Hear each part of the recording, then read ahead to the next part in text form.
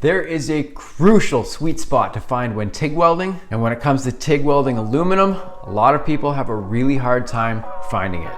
Let's take care of that today. My name is Dusty, and I'm a welding artist from Vancouver Island, and I've been TIG welding in the industry for almost 20 years now. My YouTube channel is for the positive people in the welding community who love TIG welding as much as I do. This is for the beginners, people looking to up their game on the torch, or just anyone who's interested in learning about TIG welding in a fun, negativity-free environment. So join me on my mission on my channel, and let's get welding. This is Pacific Arc TIG Welding. Hey Arc heads, welcome. Thank you for tuning in to another episode. So, I work with a lot of people teaching them how to TIG weld. Some of that I do in person, but nowadays a lot of that I do online. Throughout running my online program, I've had to learn how to help people find the sweet spot when we start adding filler rod to the mix when welding.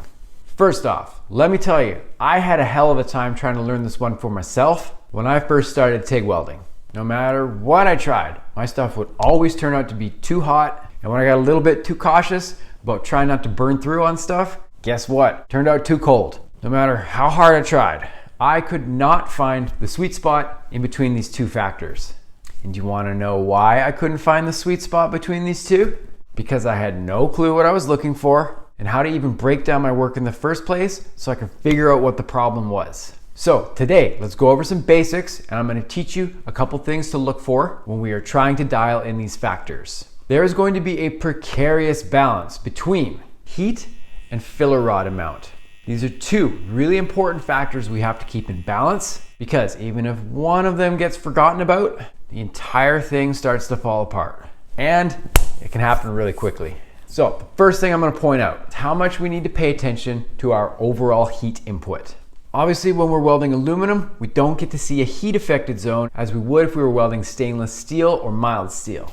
So we need to pay attention to what the finish of our weld is looking like. When we have an excessive amount of heat, things begin to look really cloudy and dull. We lose that shine that we always want to be looking for when we're welding aluminum. This can be due to traveling a little bit too slow or not adding enough filler. When things get too hot, a little bit out of control, the fill that you put in is going to fall flat and severely overheat and look dull.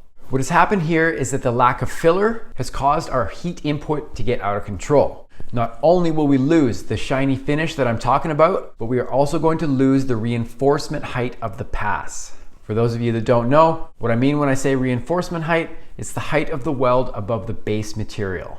We are also going to lose the definition of the edge of the puddle, where the filler material meets the base material. So now that we've been over that, what's the flip side of the coin on this? When things are reversed, they start to look like this. Do you see now? We have too much reinforcement stacked up in the center. And having things stacked up in the center has now held back our edges from blending properly into the base material.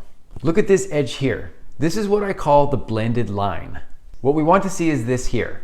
Do you see how our blended line is nice and straight? It has a great transition as well as great definition between the filler material and the base material.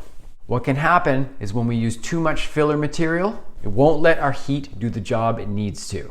Our filler will basically stack up on the surface of the plate or in the joint, and it will not blend into the base material due to lack of heat input. So take a look at the difference between these two examples here. Looking at this one, we see an inadequate amount of filler material. And obviously we see excessive heat input that has gotten into the base material. Now looking at this one, it may not be as simply as saying it's too hot. We can use an inadequate amount of filler rod with the perfect heat, and we're still going to cause excessive heat input. Now looking at this one, we see excessive filler amount. And because we have excessive filler amount, we see inadequate heat input. And again, we could be running the perfect amount of amperage through our machine, but because we're using too much filler, that perfect amperage running through our machine is not going to give our piece the adequate heat input it needs. Look at this one here again. This one is right on the money. We have a perfect amount of reinforcement for the most part, yet we see enough heat input to fully blend our filler into the base material. This is going to be a fine balance. If you're looking to go deeper on this subject, this one here is an episode I did a while back. And on this episode here, I go way deeper into this subject exactly. So there's a link in the description below for that one. Check it out. There are definitely a lot of different ways you can break down how you have done as far as breaking down your heat input and filler amount. But for the most part, when I'm teaching people, these are the things that I usually like to teach them first. Keep it a little more simple. When you were first learning how to TIG weld aluminum, what did you look at? It's a little overwhelming for people at times, so let me know in the comments below, how do you break down these variables for yourself? This balance is tricky to master sometimes, but go over these details I have listed here a few times so you can get familiar with these ideas, and hopefully I can cut some of the learning curve down a little bit for you. Perhaps you can learn a little faster than I did back in the day. Check that episode I mentioned before, link is in the description below. If you are a true ARC head who watches the show every week, drop a dime in the comments below, write a nice comment, and go out today and do a random act of kindness for a stranger. It's the only thing I ask for in return for what you may have learned here today. Do your part. For Pacific Arc TIG Welding, my name is Dusty. Feel and chill, we'll talk soon. Peace.